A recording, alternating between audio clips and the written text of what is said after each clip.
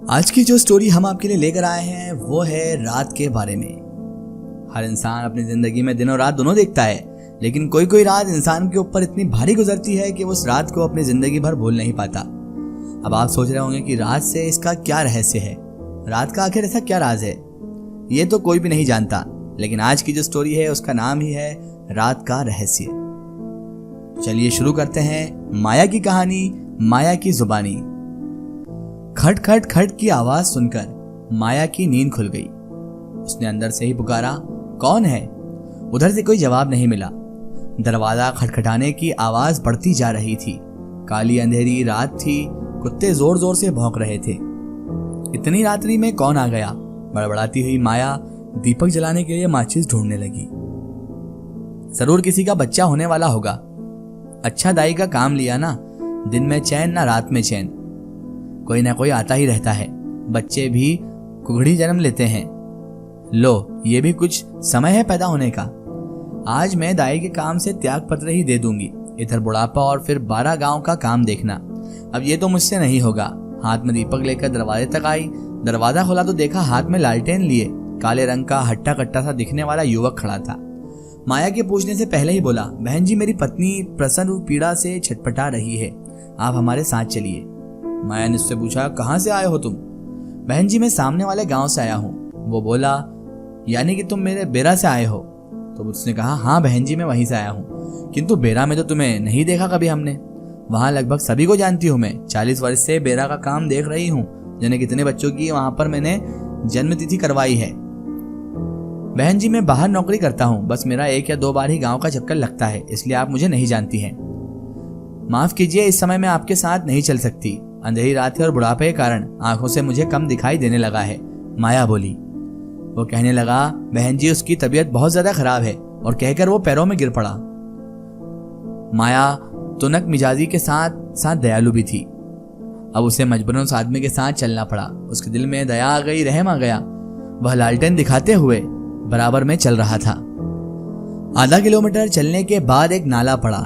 नाले की ओर संकेत करते हुए मुड़ने को कहा। माया बोली, उधर कहाँ जा रहे हो? बेरा का रास्ता तो सीधा है।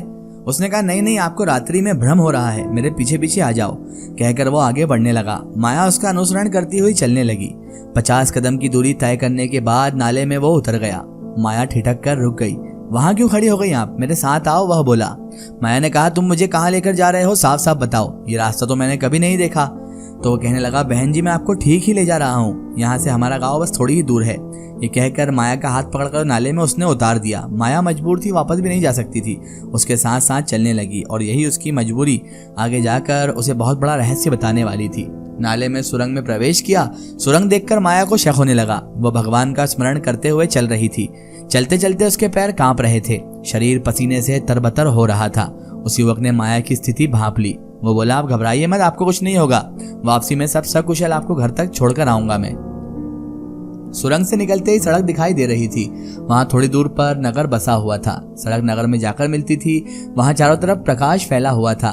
माया को बड़ा आश्चर्य हुआ कि सुरंग से बाहर अंधेरा है और यहाँ नगर प्रकाश से दमक रहा है। वह भयभीत सी उस युवक के पीछे पीछे चलने लगी। उसके दिल में खौफ भी था और उसे डर भी लग रहा था, लेकिन करती तो बेचारी क्या करती। अब उसने ओखली में तो सर दे ही दिया था, अब मुसल से क्या डरना। यानी कि अब उसने अपने घर से इतनी दूर आकर इतनी बड़ी परेशानी मोल ले ही ली थी, तो अब किस चीज से क्या डरना। यही डर उसे अंदर अंदर सता तो रहा था, लेकिन बेचारी मजबूर थी। उस लड़के के साथ, उस आदमी के साथ चले जा रही थी।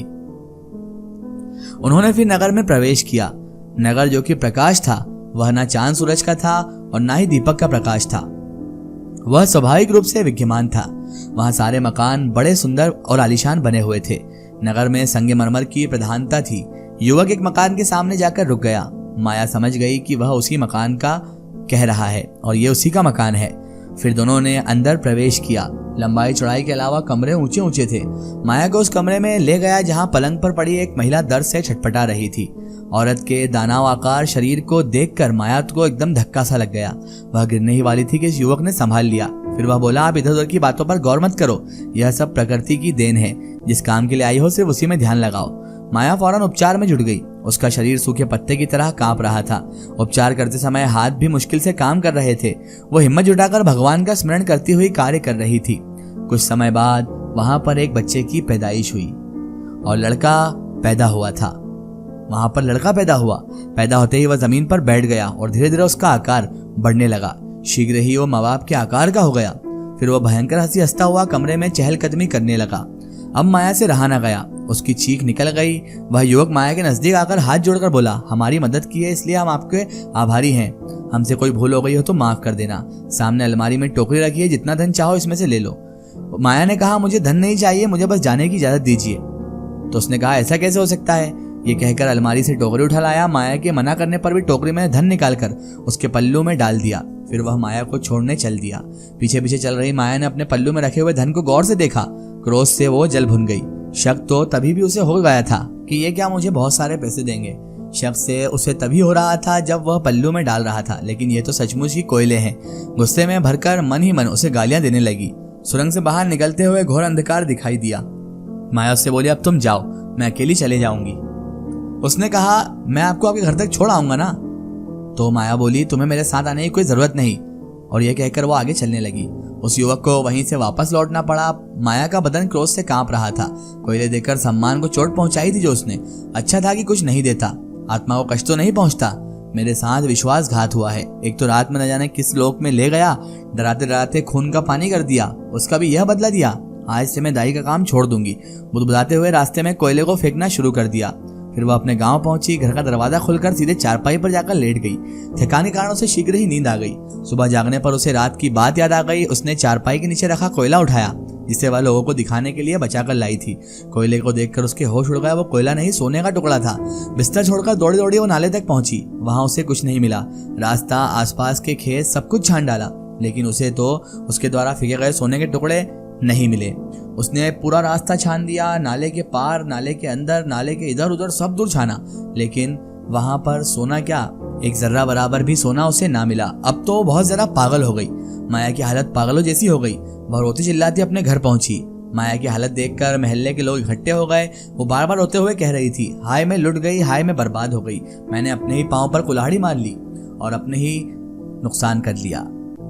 लोगों ने उसकी हालत देखी तो पूछताछ शुरू की। तब उसने यह कहानी उन्हें सुनाई। इसके बाद माया की तबीयत बिगड़ती गई। डॉक्टर को बुलाया गया, किंतु कोई फायदा नहीं हुआ।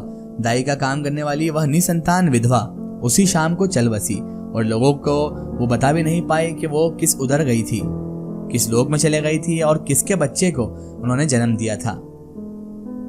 यकीनन वो कोई जिन्नात का ही बच्चा होगा जो इतना बड़ा पैदा हुआ, और वो जिन्नात ही थे जिन्होंने उसे सोना दिया था।